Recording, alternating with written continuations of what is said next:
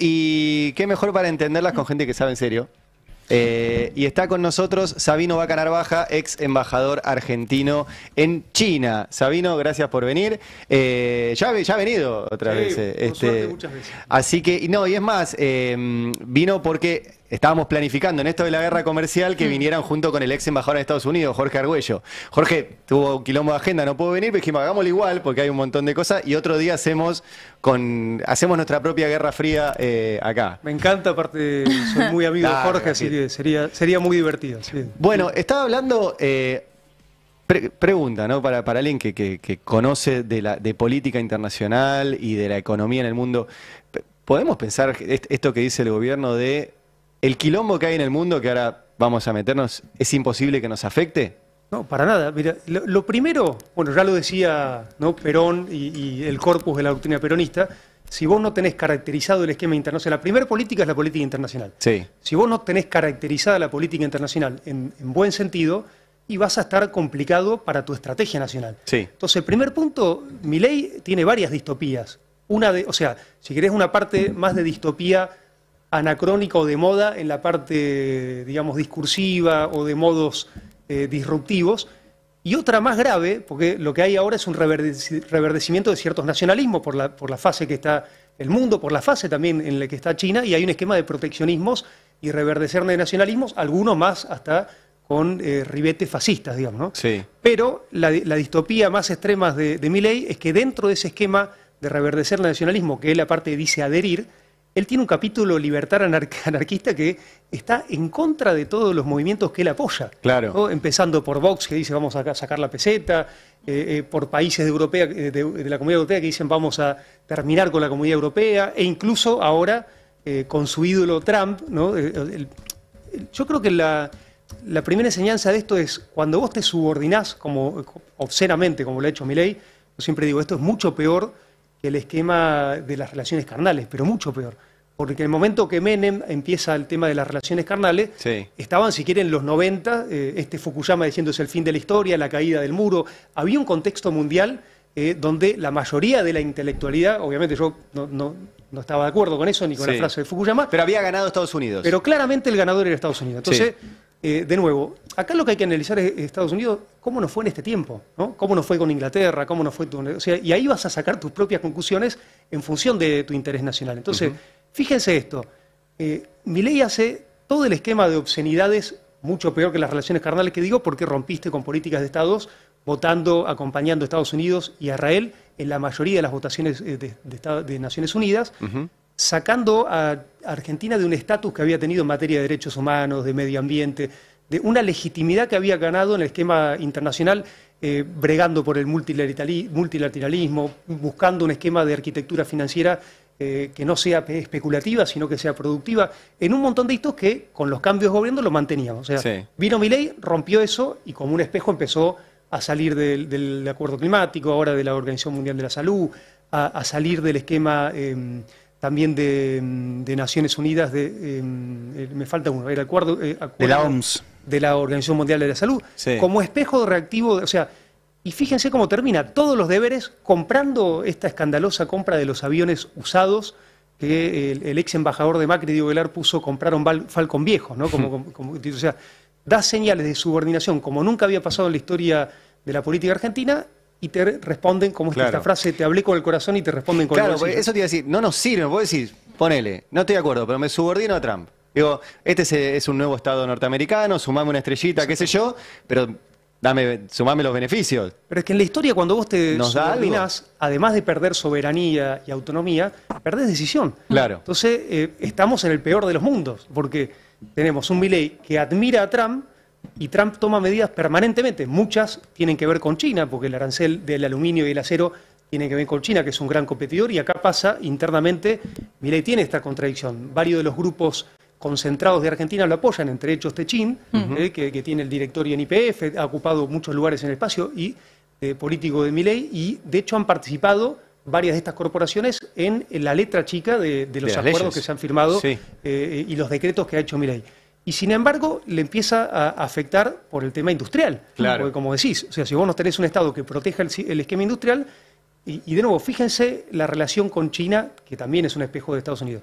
Vos podés tener una relación inteligente con China, o una relación como la que está proponiendo Milei, que va a destruir el sistema industrial argentino, porque si vos abrís todas tus importaciones, y es algo que ni siquiera, como dijo Argüello con Estados Unidos, no te pedían tanto, y lo mismo con China. China tiene propuestas de relaciones bilaterales para cada economía. Por ejemplo, con Chile tiene Tratado de Libre Comercio, con Brasil y con Argentina tiene Asociación de Estrategia Industrial, porque nosotros decimos, no, tenemos que proteger el sector industrial. Y armás un esquema, obviamente yo creo que con China y con muchos países de Asia, además sos complementario. Vos lo decías en tu editorial, con Estados Unidos sos competitivo.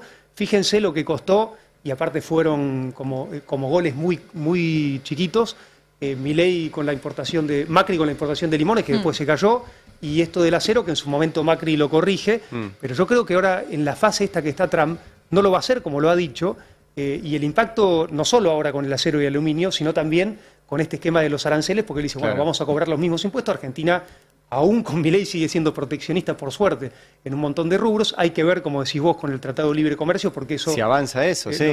Para mí es un despropósito, de nuevo. Sos un país competitivo. Y acá hay otro ejemplo obsceno, el Mercosur y Argentina, sobre todo los gobiernos de Macri y ahora Milei, impulsó el Tratado de Libre Comercio. Está hace más de 25 años trabajando el Tratado de Libre Comercio con la Comunidad Europea, que también somos competitivos, y es un acuerdo que siempre se frustra. Acuérdense el llanto de Faurí con Macri. Sí. Ahora hay una reedición de eso, y eso no va a pasar, pero no va a pasar por Europa, porque Europa protege su sector agroexportador. Acuérdense, Francia, con un peso muy fuerte, eso después se tiene que votar en el Parlamento. Entonces, de nuevo, hacemos anuncios, y lo que termina pasando con estas cosas que se frustran, ganás un desprestigio en tus instituciones. Claro. Porque si el Mercosur está discutiendo una cosa hace 25 o 30 años, y no tiene sentido, entonces la gente empieza a decir, che, como se está cuestionando también en Occidente los sistemas políticos. Y te hago una pregunta, yendo al inicio de la charla, lo dijiste, lo primero es la política internacional. Si vos no estás mirando qué pasa en el mundo, es muy difícil que puedas organizar tu país. En términos globales, lo que hace Trump, recién dijiste que apunta directo a China. ¿Es parte de, digamos, de la disputa que viene hace largo, comercial y política, por la hegemonía en el mundo, y nosotros vamos a quedar en medio de ese quilombo? Mirá, sí, de nuevo, tenés que caracterizar el esquema internacional. Yo la caracterización que hago, y muchos geopolíticos, muchos analistas, es que hay una potencia que es Estados Unidos que claramente están en fase de declive. Sí. De hecho, vos fijate, después de la segunda posguerra, las instituciones que se arman en la segunda posguerra eran casi controladas por Estados Unidos y estaban en un esquema expansionista, con varias guerras continentales encaradas, con un esquema de imposición, y era como un faro también en términos de la libertad, la democracia, los derechos humanos, ¿no? Un faro, digo, en términos que vendía esa imagen. Digamos. Sí, de Hollywood, pero... exactamente. Ahora, esta fase, como le fracasaron todo ese esquema de instituciones, Estados Unidos, ¿qué le pasó? Porque acuérdense que acá en la relación con China arranca, China con esta ventaja de la mano de obra barata, se radican muchas empresas, incluso también el sector automotriz alemán, qué sé yo, y China... en su primera fase de desarrollo dice, perfecto, radíquense, yo les doy mano de obra barata para que produzcan y se radiquen, les doy exenciones impositivas para que se radiquen, pero tenés que asociarte a empresas chinas y me tenés que transferir tecnología. Dos cuestiones que a lo largo de 40 años pasa China a liderar el segmento de las manufacturas, y ahora podemos hablar, si querés, de la parte tecnológica. Entonces, ¿qué pasa en el contexto mundial actual? China pasa a ser el proveedor de bienes manufacturados más barato del mundo, lugar que antes ocupaba Estados Unidos. Entonces, Estados Unidos, de nuevo, América para los americanos, o como digo yo, América para los norteamericanos, y el mundo para los norteamericanos, dice, pará, ya la globalización ya no es ventajosa ya no me para conviene. mí. Entonces, y acá volvemos a la primera presidencia, porque yo creo que hay que tomar mucho la primera fase de la presidencia de Trump, porque mi teoría es que fracasó en la primera, y probablemente fracase porque está repitiendo las mismas acciones. Fracasó con la política de guerra comercial, acuérdense que él empezó poniendo aranceles, y fracasó rotundamente con el bloqueo tecnológico. Con los dos fracasó. Se fortaleció China en todo este proceso. Con la política comercial, el año pasado salieron los indicadores del déficit comercial entre Estados Unidos y China, y fue histórico. Fue mucho más grande que cuando lo encaró Trump. China le vende mucho más a Estados Unidos. Hay un déficit enorme, por eso empieza la guerra comercial, y el embate que tiene Trump, y por supuesto con el impacto en el electorado, porque es una realidad, de nuevo, como dije, Estados Unidos perdió su fase industrial, perdió ser la manufactura más grande del mundo. Es entendible lo que hace Trump. Pero yo, si fuese norteamericano, lo hubiese votado Trump. Es peronismo de fase 1. Dice, bueno, hay que poner la fábrica acá, hay que generar laburo acá, y hay que El problema es que el acá. mundo no es el mismo. Claro. O sea, entonces vos arancelás, y desarmás muchas cosas, las empresas ya son mixtas, tenés corporaciones. O sea, yo creo que el problema que está teniendo, y ahora en esta fase es más complejo porque Trump ha decidido poner a los tecnócratas, a las corporaciones en el poder del Estado. Es muy complejo eso, porque yo creo que parte del problema de la democracia es que las corporaciones habían tenido mucho más poder cada vez más que el poder político y ahora ya están conduciendo la política. Claro. Entonces estamos en una fase peor de esa etapa y de nuevo, la primera presidencia de Trump, acuérdense cómo termina este capítulo arancelario. Con el déficit más grande y el capítulo de bloqueo tecnológico con China liderando todos los segmentos tecnológicos, porque cuando vos lo bloqueás, obligaste a que sean creativos, bloqueaste a Huawei con el 5G, Huawei se orientó hacia la acumulación de baterías y a otros sectores, ahora China en esta fase produce sus propios semiconductores. Entonces, aparece un Trump que las dos medidas más fuertes que tomó en su primer gobierno fracasaron. Trump termina con la toma del Capitolio y con Biden, una persona mayor que ya en ese momento no se ubicaba mucho en espacio y tiempo, presidente. Entonces digo, acá está asumiendo una presidencia, tomando las mismas medidas, con victorias temporales, porque acuérdense, de nuevo, para caracterizar el orden internacional. Entonces, Estados Unidos está en una fase de retroceso. Dice, bueno, ahora Naciones Unidas no me sirve más el esquema de la globalización. Acuérdense la que hace la primera presidencia de Trump, rompe el acuerdo transpacífico con Shinzo Abe, su par de Japón. ¿Qué hace Xi Jinping y China? Dice, perfecto, nosotros vamos con el acuerdo transpacífico. O sea, esta cosa paradójicamente... O sea, China va agarrando lo que Estados Unidos deja. No, y va ocupando roles en el clima internacional, claro. y va fortaleciendo su región, y va por eso, en realidad lo que está haciendo Trump es imitar un poco el proceso chino.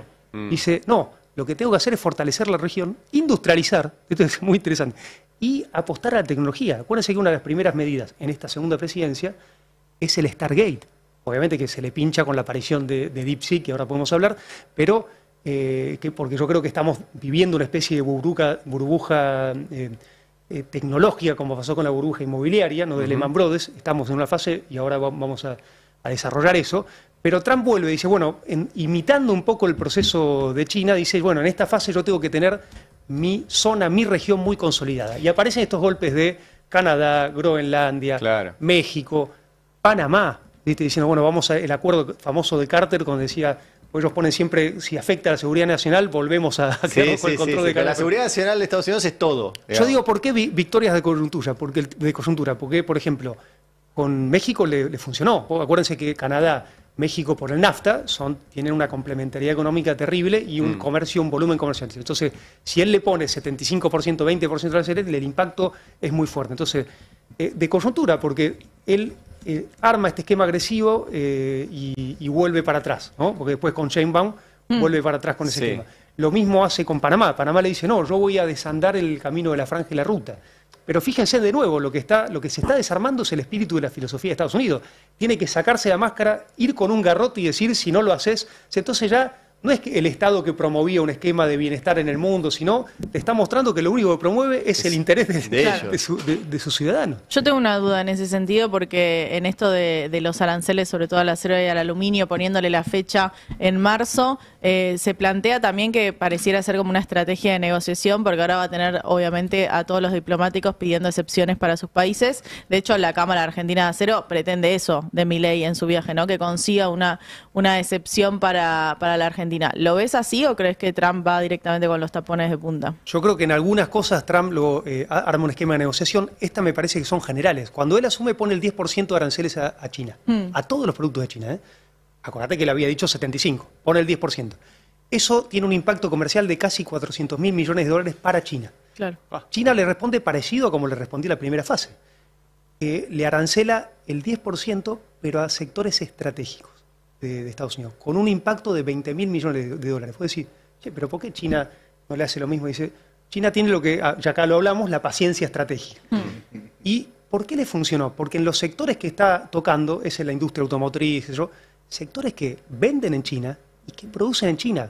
Porque acá está la otra cosa paradójica. Los tecnócratas que llegó al poder, como Elon Musk, tienen sus factorías en China, por las ventajas, por esta ventaja. La complejidad que ahora Tesla, que produce y vende, créanme, vende muchísimo en China, porque China ya tiene, como venimos diciendo siempre, 400 millones de sectores medios. Entonces, son cuando Trump, acá hay que también desarrollar una cosa. Trump en su primer gobierno dice, bueno, vamos a desacoplar, ¿se acuerdan?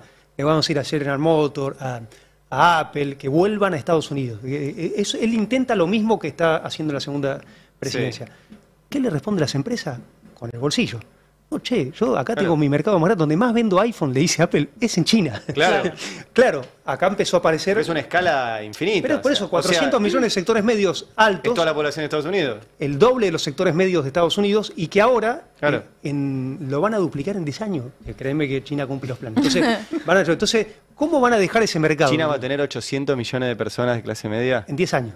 O sea, ya cada año incorporan 50 o 60, depende de la A fase. los cuales nosotros, volviendo un poco a la Argentina, podríamos venderles cosas. Pero sin duda, pero no solo China. Yo acá quiero reforzar el esquema de los BRICS, Claro. porque de nuevo viene un evento muy importante para nuestra región. Probablemente tengamos en la región una nueva visita de Xi Jinping y todos los líderes de los BRICS, porque la cumbre de los BRICS se va a hacer en Brasil. Bien. Y ahora los BRICS son ampliados y ahora además los BRICS acaban de incorporar la figura de asociados. Hay 40 estados asociados y pasa a ser el espacio geopolítico más determinante de países emergentes. Claro. Donde están creciendo más los sectores medios, donde crece el consumo y donde tenemos la complementariedad natural argentina. Entonces, de nuevo, fíjense, caracterizamos las fases de desarrollo.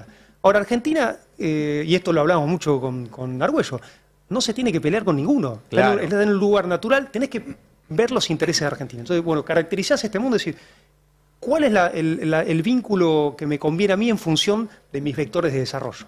Y por supuesto yo te diría, primero complementariedad, después no hay bloqueo tecnológico y después no tenés un garrote que te están pegando. Claramente son los emergentes. Sí. Están peleando por un esquema más multilateral de voces, por un esquema... Están O sea, en discutiendo términos, el tema de la moneda. Lo que vos estás planteando, a ver, objetivamente recuerdo, estamos hablando de don Sabino Vaca Narvaja, ex embajador argentino en China. Esto que dijiste recién, ¿qué le conviene a Argentina? Laburar con los dos. Con Estados Unidos lo que nos sirve con Estados Unidos, con China lo que nos sirve. ¿Estamos haciendo eso? Yo creo que es todo lo contrario. O sea, yo creo que Trump, además, es el talón de Aquiles de Milei. O sea, a Milei le nació el peor enemigo. Yo siempre digo, el peor enemigo uno es uno mismo, ¿no? Y yo creo que Sí. el peor enemigo de Milei claramente es Milei. Como que cuando se siente que Dios sobre la tierra o se compara con Messi, ahí digo, bueno, acá hay un problema. Y a mí no me gusta subestimar a nadie. Y acá le salió, en términos regionales, alguien que él admira, que le está destruyendo su sistema. De hecho, fíjense... Qué fuerte eso que dijiste recién, ¿no? El peor enemigo de Milei es Donald Trump. Es Donald Trump, es su talón de Aquiles. Digo, y fíjate, aranceles al aluminio y al acero con Techín, que es un socio activo del gobierno, que está planteando, porque aparte hay que decirlo, yo estoy también en esto con Techín, ¿eh? Argentina tiene que, a la industria siderúrgica, una industria estratégica que tiene que ver con la industria automotriz, la tiene que proteger, Claro. y sobre todo con China. O sea, este esquema, acuérdense cuando se hizo el gasoducto Néstor Kirchner, obviamente los caños sin costura de China son 10 veces más baratos que los de Techín que se fabrican en Brasil. Pero ahí tenemos que salir con el esquema nacional desarrollista y con un esquema productivo, porque a China la tenés que mirar también como región. No te sirve ya solo mirarla como Argentina, como decía, yo creo el más peronista de los uruguayos, Betol Ferré, el Estado continental e industrial. O sea, tenés que mirarlo en escala. Y acá estás en el peor de los mundos, porque Milei está en una fase, de nuevo, la distopía de la distopía, porque es anarcoliberal. Claro. Ni siquiera está protegiendo a su industria, plantea un esquema liberal que le va a ir mal con China, porque te va a destruir, va a ser un industricidio lo que va a pasar en Argentina con esta apertura indiscriminada de importaciones, y sobre todo el que más le está afectando es Trump. Le afecta en lo político y le afecta Y en fuertemente en lo económico. Y te hago una pregunta. Yo contaba hace un rato de esta decisión de Trump de habilitar las coimas de empresas estadounidenses para quedarse con negocios en el mundo. Y ponen además específicamente minerales críticos, puertos de aguas profundas, infraestructura. Parece la taquigráfica de Laura Richardson, ¿se acuerdan cuando venía La generala estadounidense decía, que decía... ojo con el litio, ojo con los puertos? Bueno, pero el tipo lo firmó. O sea, no estoy contando nada secreto, está en la web de la Casa Blanca. Bueno, pero ¿qué le pasó el año pasado a Estados Unidos? Sí. Acuérdense, en la cumbre de la PEC, una cumbre creada por Estados Unidos, aparece Xi Jinping, inaugura el puerto de Shanghái, que es uno de los puertos más grandes y tecnológicos de la región. Perú tiene una economía que crece al 3%. El puerto Maduro la va a duplicar. O sea, Claro. va a crecer al 6%, va a crecer como los chinos, Perú, gracias al puerto de Shanghái. Acabo de decir la importancia que tiene ahora el Pacífico en términos comerciales. Entonces, claro, Trump reactivamente dice, che, Panamá, volvamos al protocolo, porque por ahí sigue siendo el puente Atlántico-Pacífico. Por eso yo digo, hay que trabajar sobre nuestros proyectos regionales estratégicos de infraestructura, corredores bioceánicos. Vamos ahora de la vía navegable del Paraná, Hidrovía, 5G, el Canal nosotros Magdalena, tenemos la claro. parte tecnológica. O sea, si nosotros no tenemos autonomía... Y acá hay otra cosa interesante. Acuérdense que Occidente fue muy crítico cuando le prohíbe el ingreso a Google porque no quiere abrir sus códigos, ¿no? Sí. Ella dice, lo mismo que le decía a las empresas, ¿querés industria automotriz alemana? Perfecto. asociate conmigo y transferí mi tecnología. De repente ahora ya, acuérdense esta entrevista que le hacen a Trump 8 años antes y la periodista china le pregunta por los autos BYD. Trump se le ríe en la cara. ¿Usted vio esos autos? Bueno, después le pide a Biden que se le otorga 100% de aranceles a BYD porque le compite. De nuevo, yo soy liberal, pero cuando afecta a mis intereses... Trump no, Elon Musk. Perdón, Elon Musk. Bueno, le preguntaron, son muy amigos, ¿no? Son medio Casi- lo mismo, sí. Ya uno no sabe quién es el presidente de Estados Unidos, pero... Va a haber un problema ahí de ego. Tremendo, tremendo. Todos lo vemos Ayer venir. me lo mandó estaba Elon Musk con su hijo Sí. y el hijo le dice, ¿cómo le dice? Es una ironía lo del hijo. Que hace sentado en la silla de mi papá. Claro, pero es como toda una situación, el otro lo mira... No, pero esto es otra cosa alarmante. Porque Pero pará, no- una Sí, cosa que quiero puntualizar es ese ejemplo que contaste. Elon Musk, que hace los autos Tesla, le preguntaron por unos autos parecidos chinos y se cagó de risa y dijo, son malísimos, qué sé yo. A los 5 años... BYD Oh, pasa a ser el auto eléctrico más vendido del mundo Claro. y más barato. En Y la septiembre competencia- anduve en un BYD ¿Están buenos? en Uruguay. Claro, en Uruguay. Ay, por favor, lo que son esos autos. Y cuando empiezan a venderse, va Elon Musk, que dice que hay que eliminar las restricciones, el Estado, la motosierra, papá, y dice, ¿no le ponen un arancel para que no me compita? Pero pará, es más gracioso, porque en China ellos tienen una promoción del 50%, o sea, Sí. porque están en zonas económicas especiales, reciben un montón de ventajas. Por algo, de nuevo, parte de la competitividad, y esto es el mundo, digo, imbricado, de la competitividad de las empresas estadounidenses tiene que ver con la relocalización en China. Claro. Gran parte. Entonces, después, claro, China dice, hace su plan y dice, perfecto, yo te concedo esto momentáneamente, y acá hay que decirlo también, porque lo de China no es toda una panacea. O sea, como digo yo, como dice mi líder, no fue magia, pero tampoco fue gratis. O sea, el proceso chino tuvo un montón de marchas y contramarchas, Claro.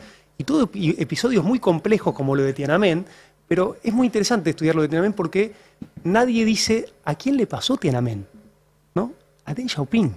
O sea, el reformista El que cambia la de China. de apertura. Sí, el que la cambia, yo igual, creo en la continuidad Sí. de todo el esquema chino, pero es verdad que la reforma de apertura y el esquema económico de apertura económico.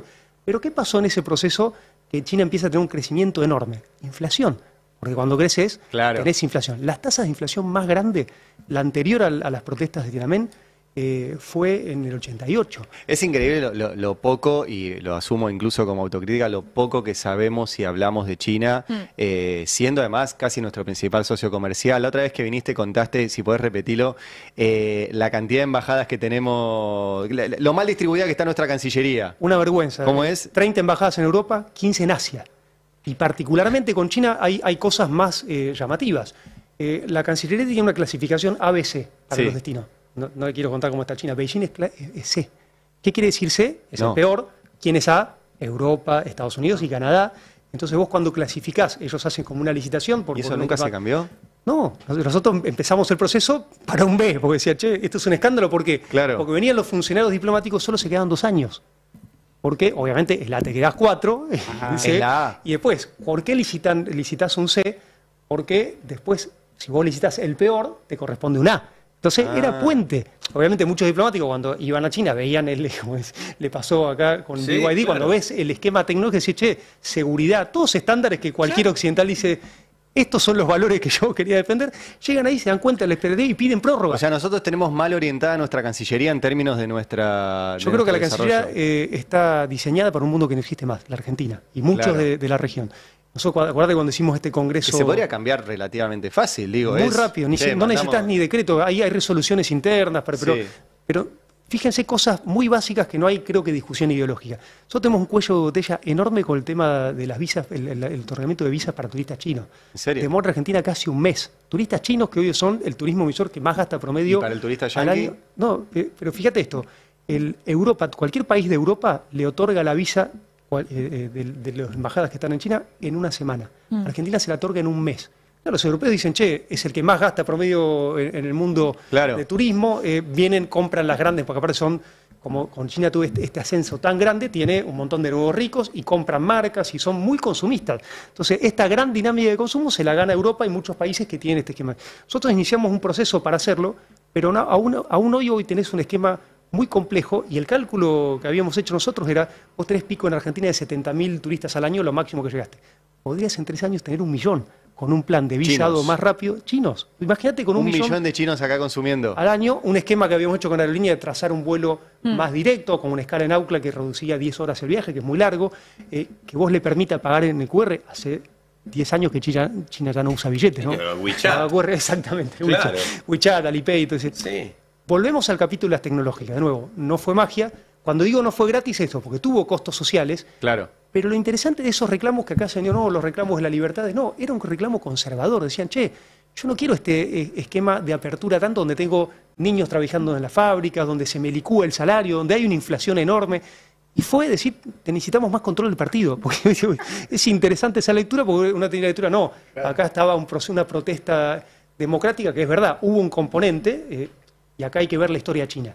Porque si lo vemos de nuevo con nuestros ojos, el proceso democrático más importante de China fue en 1949, porque es la primera vez que se vota. Claro. En los 5.000 años de Estado, dinastías, Claro. en 1911 que asume el Kuomintang, también que es una revolución contra la dinastía Qing, que es el eclipse de del proceso dinástico, no hubo elecciones, o sea, la primera elección real fue en 1949, o sea, visto para los ojos de China, el proceso democratizador más grande lo hizo el Partido Comunista Chino. Vos podés decir, sí, no es nuestra democracia liberal, no es un partido único, por supuesto, un montón de cosas, pero fue el proceso de elecciones más grande de la historia de China. Y volviendo acá, esto que hizo Estados Unidos, y bueno, nos vamos a meter vías navegables, puertos, infraestructura. ¿Cómo es el vínculo de la Argentina con China, digamos? ¿Eso qué les vendemos, qué nos dan?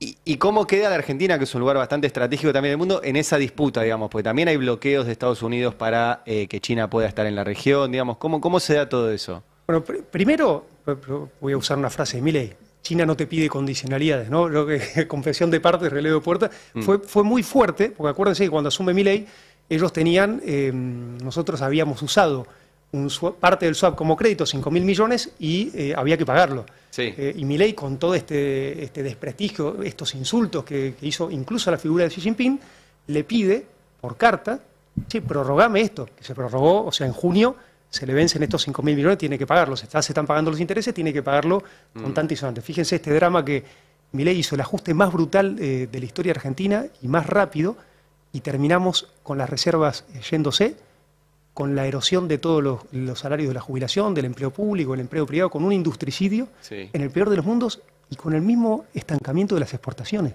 Entonces, volvemos a la relación con China. Nosotros con China ya hace 16 años tenemos un problema estructural que es de déficit. ¿Por qué? Le vendemos, estamos primarizados, le vendemos alimento para los animales de granja. Hace unos años empezamos a vender un poquito más agregado, carne en gran cantidad. Entonces, en términos de monetarios a veces se equiparan, porque obviamente volumen es mucho más soja, pero ganás valor agregado porque en vez de vender alimento para los animales, vendés carne. Y obviamente compramos productos tecnológicos, manufactura, productos químicos, o sea, es muy asimétrica. Entonces, eso te da un déficit comercial cercano a los 9.000 millones de dólares en el pico máximo. O sea, terrible. Ahora, yo me puse a estudiar qué pasaba con la región nuestra, que tienen también una relación primaria con China. Brasil, Chile, Perú, superavitaria. ¿Todos tienen superávit menos Pero nosotros? un gran superávit. En el caso de Chile, casi 25.000 millones de superávit. Entonces, vos decís, che, ¿pero qué está pasando acá? Minerales, muchachos. Vos fíjate, Brasil, el 40% de su relación comercial y lo que exporta China es mineral de hierro. El 89% de lo que exporta Perú en el vínculo comercial con China es oro y plata. El 83% de lo que exporta Chile, cobre. ¿Cuánto exporta Argentina en su relación de minerales? 4%. Minerales. 4%. O sea, Argentina tiene el doble de litio que Chile y casi la misma cantidad de cobre. O sea, compartimos la cordillera. No exportamos cobre, eso es increíble. Entonces, fíjate, de nuevo, por lo menos deberíamos estar como Chile. O sea, acá yo siempre pongo a Chile como ejemplo para tocar el ego argentino porque exporta mucho más todo.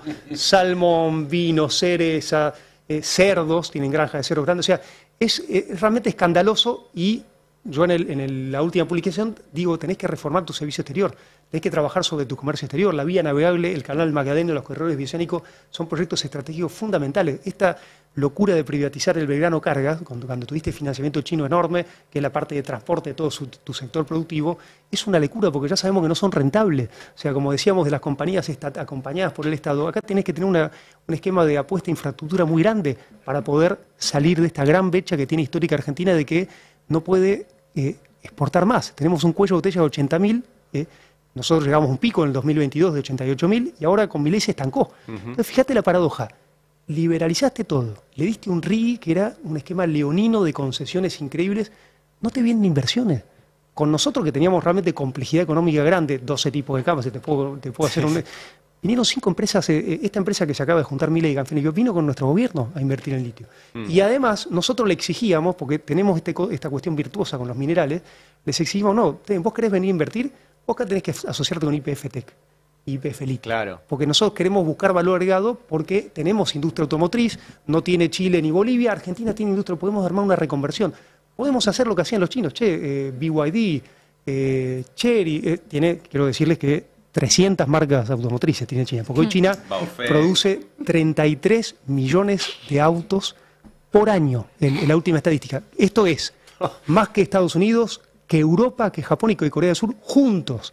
De esos 33% de autos, de volumen de autos del mundo, el 40%, no, el 33% de todos los autos que se producen, el 40% de ese 3 son autos eléctricos, o sea, lidera la electromovilidad. Entonces parece este esquema comercial donde, por eso Biden le da este esquema. Entonces lo que te quiero decir es que en ese esquema nosotros podríamos decirle a varias compañías chinas, radicate en Argentina, asociate con nuestra gran industria automotriz y empecemos a trabajar en la electromovilidad porque tenemos 2 de los minerales estratégicos. No solo el litio que podrías hacer. Y sabemos hacer autos. Por eso te digo, cosa que no es litio podrías armar la celda, ponerle que ahora no tenés toda la tecnología para hacer la batería entera, pero sí celda, te insertás en las cadenas globales de valor y después tenemos el cobre. El auto eléctrico usa 7 o 8 veces más cables de cobre que el auto a combustión.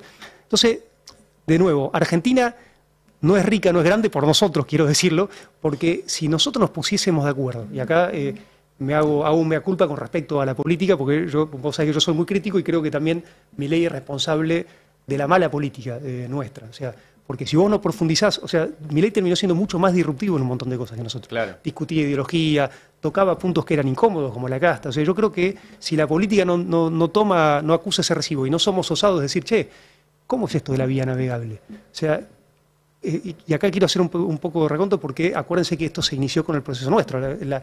La concepción, vos tenés 5 empresas dragadoras con escala mundial. Sí. 2 belgas, 2 holandesas y una china.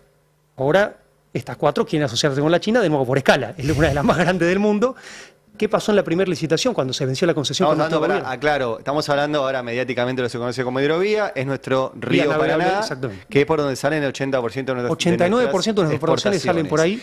Y en este momento, hubo esta semana, fue uno de los temas importantes en medio de todo esto, de que se tenía que abrir el proceso de licitación para 30 años más, y se cayó todo porque es todo un escándalo. Yo creo que hay que hacer una investigación judicial al gobierno. Es escandaloso lo que se hizo. Pero vamos a la historia. Eso. Dos belgas, dos holandesas y una que china. son Yandenul y Deme. Sí. Que es la que se está enfrentando ahora. Pero fíjense el caso de Yandenul y Deme. Cuando vos hablas con los belgas y te pones a estudiar, Deme te dice, no se puede entender el crecimiento de Yandenul sin esta concesión escandalosa, porque ya escuché una entrevista de Franco. No ganaron la concesión, le regalaron la concesión por más de 30 años. ¿No? Estamos 30 años con la reforma del 94. Entonces, una concesión obscena, que la mantuvimos la mayoría de los gobiernos, por eso también hay que decirlo, sí. Cuando se vence esa concesión, se llama un proceso licitatorio, ¿y qué hace? Acuérdense lo que les dije, 2 holandesas, Boskalis y Van Oort, Boskalis también apadrinada por Holanda y que se metió a competir, y la China, Shanghai Dredging. Entonces, en la primera licitación, los chinos se asocian con Deme. Porque dicen, bueno, qué mejor que ir con un actor local que conoce las costillas de este juego. Y se asocian.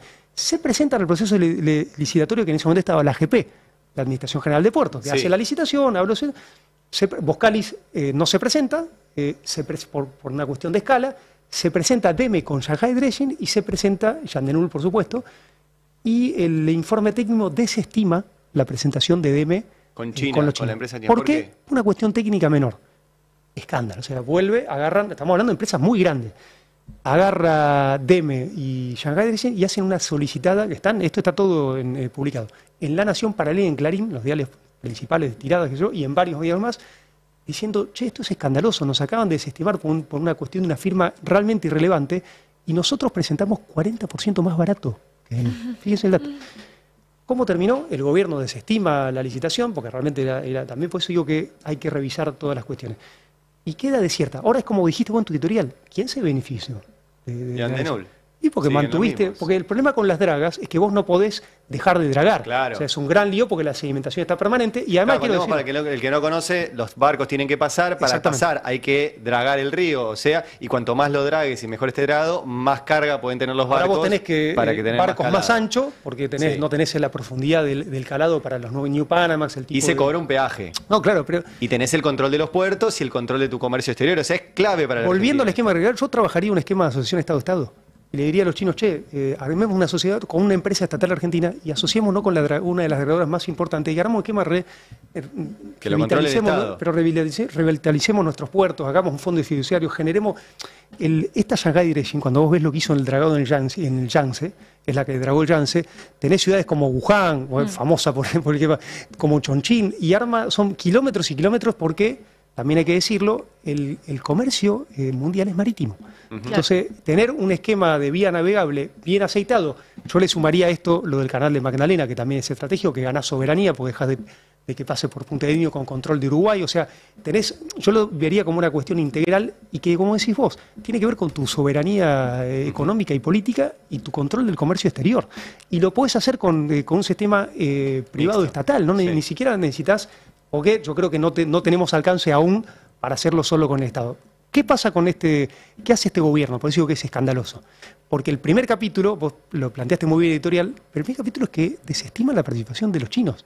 Acuérdense que el primer pliego decía, no puede participar una empresa que esté vinculada al Estado. Bueno, la mayoría de las empresas, No. acabamos de decir el rol del Estado en la dinámica. Bueno, esto es muy complicado en términos jurídicos. Yo creo que parte de esta desestimación, además de Se dieron como cuenta decís que vos, hicieron un cagadón. no, y se les iba a complicar muy grande porque YPF tiene participación estatal y participa en Claro. licitaciones internacionales. Y Shanghai Claro. Dredging y la compañía madre Shanghai de que CCC ha participado en licitaciones internacionales de YPF. ¿Cómo la puedes Sí. excluir ahora? Estaba claramente orientada a Y Yangtze. Techín tiene accionista, Bueno, el Estado es pero todo, accionista te de puedo Techín. nombrar. Entonces, O sea, todo- jurídicamente era una obscenidad o sea, que no- hicieron una barbaridad jurídica para dejar afuera a China. como no podía entrar la China, va solo Deme. Y Deme Sí. empieza a hacer artículos, decir, che, están armando, bueno, hubo un informe de la Procuraduría, dice, armaste la licitación a modelo de Jean de Null. Claro. Claro. Entonces, cuando vieron que se levantaba un nivel de obscenidad, que ya obviamente tenía ribetes geopolíticos, que estaba Holanda, estaba, lo que les digo, terminan desestimando, o sea, yo creo que le dicen a Jean de Null, no te presentes, total, vos te quedas con la concesión, con la Claro. concesión. Sí, o sea, sí. que es lo que vos dijiste, Sí, es pero así. era más cantado. Entonces digo, Sí. son las cosas que hay que discutir en términos estratégicos y Sí. un resumen de eso. Si nosotros agarramos 5 sectores de Argentina, les dije lo de mineral vinculando a la electromovilidad. El energético, que está incipiente, muerta, todo, yo lo sí. vincularía al sector, por ejemplo, del gas a ser fertilizante, como había un proyecto con China, y muchas cosas más. El tema agroexportador que funciona le haría muy fuerte el componente biotecnológico. ¿Cómo buscar valor agregado en cada uno de estos grandes procesos? Economía del conocimiento. Argentina exporta componentes nucleares a China, tiene startups, que, por ejemplo, de nanosatélites que hacen convenio con China. Así hay un Sí. ecosistema enorme científico-técnico. Y la última es el turismo. Yo te pregunto, ¿qué problema ideológico tenés con estos 5 sectores? ¿Qué discusión? O sea, si nosotros no empezamos a construir políticas de Estado, ahora, estos 5 sectores, volás. O sea, créeme que volás. Obviamente hay un esquema de maduración, porque el esquema de inversión del litio, fíjese, Ganfeng Litio, que lo recibe Milei, recién ahora empieza con 20.000 toneladas de carbonato de litio, y lleva un proceso de 2 años, o sea, lleva su tiempo de maduración. Sí, sí. Y yo creo que, obviamente, toda la parte del norte, yo digo, va a ser Dubái, porque la verdad que las grandes reservas de litio, ni hablar cuando empiece lo del cobre, porque realmente son minerales estratégicos, y Argentina tiene unas riquezas realmente limitadas. Con estos 5 pondes vos podrías estar teniendo un ingreso de divisas enorme. Claro, Solo sin turismo. endeudarte. Sí, no solo sin endeudarse, sino Estamos tratando. con turismo vos le podrías decir a los argentinos, che, viajen por el mundo, te voy a subsidiar que viajen por el mundo porque me viene 1 millón de chinos. Claro. O sea, Yo tengo una pregunta justamente en relación a estas políticas de Estado y también los cambios estructurales que propone Milei, no solo interiormente, sino en esto de la política exterior. ¿Cuánto nos perjudica este alineamiento tan directo con Estados Unidos, no solo de cara a este gobierno, sino de cara a pensar otra alternativa que diga, bueno, quiero volver a estas negociaciones no solo con China, sino con el bloque de BRICS y demás? ¿Qué tanto nos perjudica esto o nos cierra esas puertas? Bueno, es tremendo porque, como decíamos, China es nuestro segundo socio comercial, pero también Brasil es nuestro... Fíjense el lío que hay con Brasil. O sea, el espacio de los BRICS están nuestros principales socios comerciales actuales y en potencia. como India, que está creciendo. O sea, de nuevo, son los mercados que más están creciendo, que más están incorporando sectores medios y que tienen tus mismos problemas, que no te van a frenar, no te van a poner bloqueo de tecnología. Y están discutiendo algo que para mí es el corazón, que es el intercambio de sus propias monedas. Claro. Porque otra grande de las cosas que Estados Unidos, con este gran esquema, volvemos al tema especulativo. Las tecnológicas, de nuevo, no fue magia. Cuando empieza el proceso de la República Popular China en el año 49, el 90% de la población era campesina. El sistema educativo era una catástrofe. Claro. Entonces, China empieza con 3 políticas muy interesantes, el programa Antorcha en 1988, el programa Made in China 2025, que el eslogan, yo siempre lo digo, es vamos a pasar en el 2025 del hecho en China al creado en China. Y vino el eslogan. Y lo concretaron. Y otro programa de Innovación 2030, donde dicen, vamos a trabajar sobre 5 sectores tecnológicos. Computación cuántica, inteligencia artificial. Bueno, todo este proceso, hay un incentivo muy grande en las universidades donde en la primera fase los chinos iban a estudiar afuera. Con un programa muy inteligente de repatriamiento, de repatriación de cerebros, que empezó medio flojo, 30%, y termina el 80% volvían a China a incorporar lo que habían estudiado. Y después, fíjense este ejemplo de DeepSeek, porque acá pasa la tercera generación. Si no se enteraron, DeepSeek es una suerte de una inteligencia artificial generativa, claro. El de modelo de lenguaje. Que salió a competir tipo ChatGPT, pero gratuita. Claro. Liang Wanfen tiene 39 años. Él primero hace una aplicación vinculada al esquema financiero, porque el chino invierte mucho en el esquema de las finanzas internas de China. Sí. Y después, buscando el tema de modelos humanos, se mete con el tema del lenguaje generativo, porque él dice, acá se puede crear un cerebro, o sea, una cosa alucinante. Pero esto quiero decir con Liang, que es el CEO de DeepSeek, porque es el grupo dueño de los CEOs de esta empresa son jóvenes todos de menores a él, 39, 38, y son todos graduados ya en China. De nuevo, fíjense, primero se van a estudiar, después lo repite, y después el programa Antorcha y Made in China 2005 dice, vamos a agarrar 50 universidades y la vamos a poner en los estándares mundiales. Hay muchos mensajes en el chat de que están empezando a conocer cosas de China. Es increíble, vuelvo con algo que no sé, creo que en la secundaria no me nombraron a China. No. Es como que no. En el sistema universitario, de nuevo. Yo te iba a decir, yo estudié economía y no me enseñaron en China. Nosotros teníamos una optativa que era un cuatrimestre que lo hacías en verano. En Global en Asia. Que se llamaba China, Corea, Japón. Claro. Esa era la optativa que yo tenía en mi carrera de ciencia política. O sea, China, Corea, Japón. China, Corea, Japón. Claro. En un mes. Claro, hermoso. Porque era una típica materia de verano, China, Corea, Japón, para sumar materias. Ya que tocaste ese tema, ¿sabes cómo se llama el área que lleva China en la Cancillería Argentina? ¿Cómo? Diallo, Asia y Oceanía. Una vergüenza. Tenés un área que lleva América del Norte, o sea, Estados Unidos, y un área que trata a China dentro de Asia y Oceanía. De todo, claro. sí. Es una vergüenza. Pero, porque, digo, es muy difícil dar estas discusiones como vos te estás intentando dar públicamente en la política, si toda la sociedad no conoce ni, o sea, saben que existe un país por allá y que les dicen que es comunista, qué sé yo, y posta, hay que reformar también los, no sé qué pensás vos, pero los planes de estudio del secundario. Bueno, yo estoy dando una batalla de divulgación. Logramos crear la primera maestría en estudios de vinculación con China en la Universidad de UNPAS, de paso a paso la propaganda, porque hasta el 28 estamos con una segunda camada. La primera camada fue espectacular en esta gran crisis del sistema universitario que yo denuncio, porque no es casual. Fíjense, DeepSeek, hablamos de cómo se fortalece el sistema universitario científico en China. Acá se está desmantelando y es una vergüenza, porque imagínense si nosotros hubiésemos comprado estos cazas que aparte fueron usados, que los informes de la Fuerza Armada decían son mejores los chinos, tienen tecnología autónoma. Nosotros, acuérdense, el bloqueo tenemos con los miembros de la OTAN, acabamos de comprar aviones de la OTAN. Cuando tenés el gran problema en la Patagonia del fuego, podrías haber comprado aviones hidrantes, o podrías haber, o sea, desfinanciás el sector educativo y tu plan de manejo del fuego y comprás un componente militar, que yo creo que hay que comprarlo, pero en este momento. O sea, era como que lo hubiésemos comprado nosotros en la fase de estrés, de quilombo de divisas que teníamos, y nos hubiesen, imagínate, más si se lo comprábamos a China. Pero lo que vos decís es fundamental. Nosotros tenemos una mirada absolutamente eurocentrista. Incluso a mí, les quiero decir, y quiero confesarlo, que venía estudiando mucho China, el idioma, cuando llegué a China me di cuenta que no sabía nada. Claro. Pero porque iba a las provincias chinas, y son universos en sí mismos. Claro. O sea, Guangdong, 120 millones de habitantes, 3 PBI de Argentina, Jiangsu igual, te vas a provincias más alejadas en el oeste, 90 millones de habitantes. No, yo le pregunto a los oyentes, nombrame 4 o 5 regiones de Italia. Claro. Todos lo saben, ¿no? Sí. El centro, Nápoles, Sicilia, qué sé yo, los del norte. Nombrame 2 provincias de China, una provincia de China. Shanghai, Beijing, pero que son municipios, porque China tiene 23 provincias. Nombrame 4 provincias de China. Está muy bueno. 23 Tiene provincias. 23 Sí. provincias. 5 regiones autónomas, que eso es interesante porque tienen 56 etnias. La etnia mayoritaria es la Han, y después tiene 55 que hablan otro idioma, tienen otra Sí. cultura. Por eso digo, me encontré con un universo... Sí, pero y acá reivindico un apellido que, discúlpeme la digresión, Macri, no por Mauricio, sino por Franco. Es muy estimado, con alta estima, Mirá. Franco Macri. Claro. Yo me vinculé, acuérdense, con Cheri, que también... Cherry Songma fue uno de los grandes negocios. No, él está, es muy querido Franco Macri. Acuérdense este episodio muy gracioso en el G20, que aparecía cuando lo convocan y en las figuritas de los presidentes ponían la cara de Franco, Ah, no de sí, Mauricio. sí, sí. ¿Se acuerdan de eso? O sea, No me pero tiene que ver acordaba con de este, eso. la verdad, Maravilloso. China respeta mucho a la gente que va y se radica en Argentina y pone su... Yo siempre recomiendo al sector empresarial argentino, che, pónganse de ahí, vincúlense, porque lo valoran mucho. Y Franco Macri fue, la verdad, que vanguardista en la relación con China, Claro. con su momento también Carlos Espadón, uno varios, pero Franco Macri fue uno de los que vio y es muy querido en China. Y yo creo que también, acuérdense que Macri al principio tenía tensiones. Fíjense que acaba de recibir Franco a la empresa Gesouga, ¿no? Que Sí. es la de las represas del sur.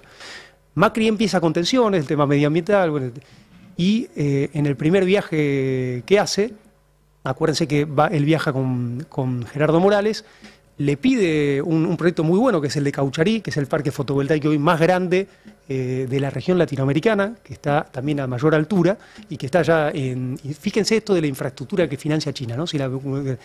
Y le pide ese financiamiento.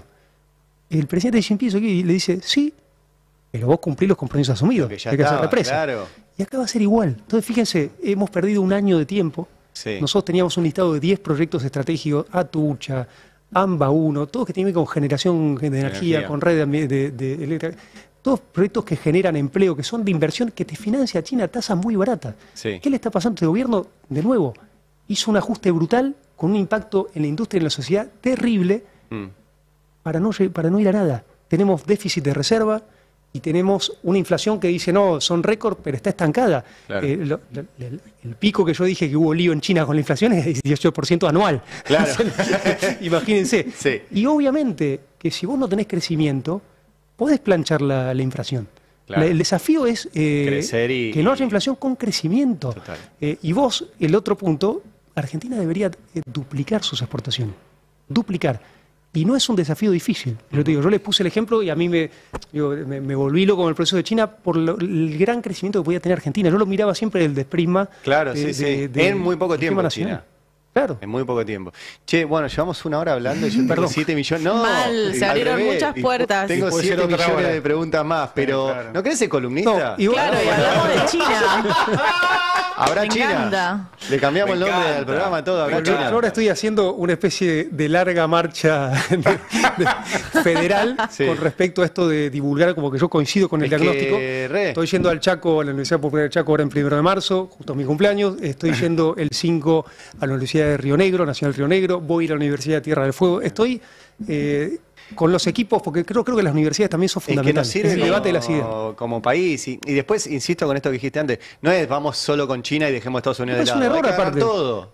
Aparte vos tenés que diversificar. Total. Si vos no diversificás, después aparte, la relación con China, créame, es asimétrica. Sí. O sea, porque es un gigante. Entonces, Claro. por eso digo que es continental la estrategia. Total. Si vos no la haces continental, perdés. Sabino, nos vemos pronto, porque tenemos Asumo el previsto, desafío. yo les digo a los oyentes, además, decilo vos, vamos a hacer un día, Sabino va a ganar baja ex embajador en China, Jorge Argüello ex embajador en Estados Unidos. Y vamos a seguir con este tema porque es realmente... encantaría. Y tiene mucho que ver con la posibilidad de que tengamos un país. Pero tiene que ver con nuestro puesto. Digo, lo que hay que fijarse después de caracterizar el tema internacional, es el interés nacional, que es Total. y tener un proyecto de desarrollo. Otro gran problema, creo que ya es estructural, es que nuestros partidos políticos no discuten proyectos o doctrinas, son máquinas electorales. Entonces tenemos que, Total. porque el corazón de la democracia en términos formales son los partidos políticos. Entonces tenemos que trabajar el debate de ideas, obviamente de nuevo, universidades, adentro también. pero también en los distintos partidos. Sabino, muchísimas gracias. Gracias de a verdad, usted. como siempre. Y coordinamos pronto vamos a hacer nuestra propia ONU. Acá, total, la ONU ya es un lío. Bueno, nos quedaron un montón de temas. Por eso, sí. Pero bueno, prontito, por ahí la semana que viene o la otra que volví a Jorge Argüello de viaje, hacemos la cumbre. Perfecto, ¿Te a parece? disposición. Che, gracias de vuelta. Muchas gracias. Sabino Vaca Narvaja, ex embajador argentino en China, síganlo, está la maestría, está en sus libros y es un tema que vale la pena, así que le vamos a dedicar bastante próximamente. 9:25, breve tanda, tenemos para repasar los audios del día, vamos a hablar con Javier Alonso, el ministro de Seguridad de la provincia de Buenos Aires, y hasta las 10 estamos acá, así que vengan a YouTube, no se vayan, dale.